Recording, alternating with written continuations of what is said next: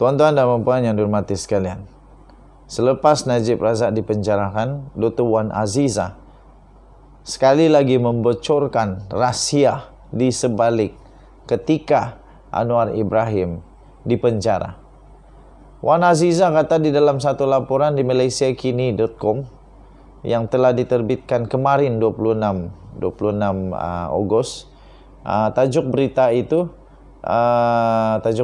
tak seperti Najib, Anwar tak curi duit rakyat, kata Wan Azizah.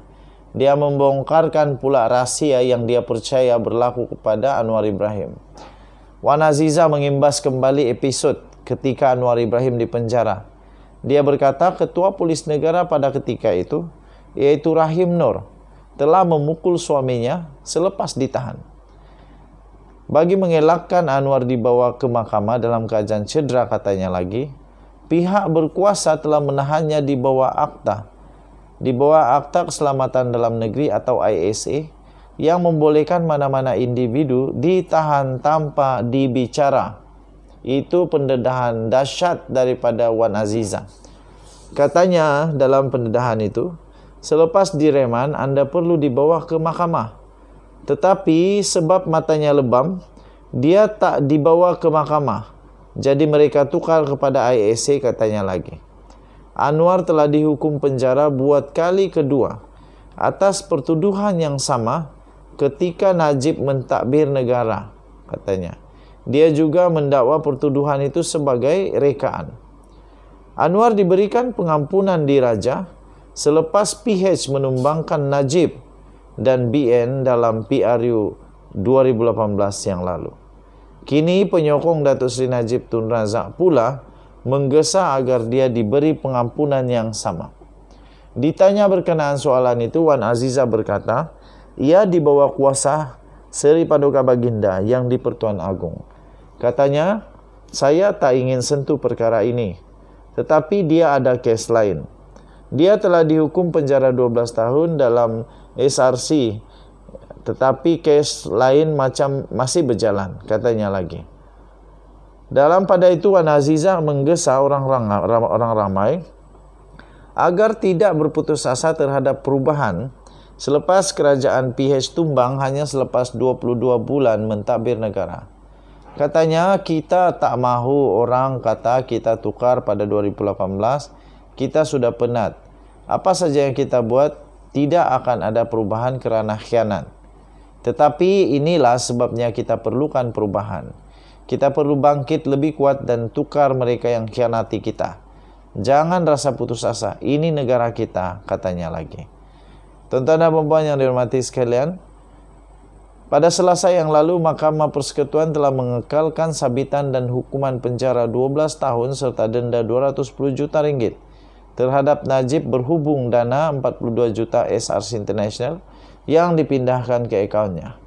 Hukuman penjara akan ditambah selama 5 tahun lagi jika dia gagal menjelaskan denda itu, iaitu 210 juta. Dia sekarang dapat 12. Kalau dia ditambah 5 tahun lagi, dia akan dapat 17 tahun. Wow, 17 tahun dia di penjara, dia akan keluar dengan umur yang sudah sangat tua. Sekarang umur dia 69. Kalau dia 17 tahun, dia akan keluar pada umur 86 tahun, tuan-tuan dan puan-puan. Satu umur yang memang sudah tua untuk menjadi wakil rakyat sekali lagi. Denyut nadi suara rakyat bergema di channel ini. Kita jumpa lagi. Bye-bye.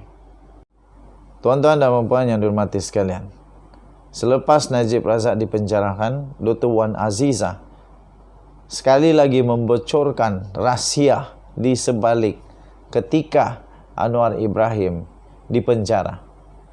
Wan Azizah kata di dalam satu laporan di malaysiakini.com yang telah diterbitkan kemarin 26 Ogos, tajuk berita itu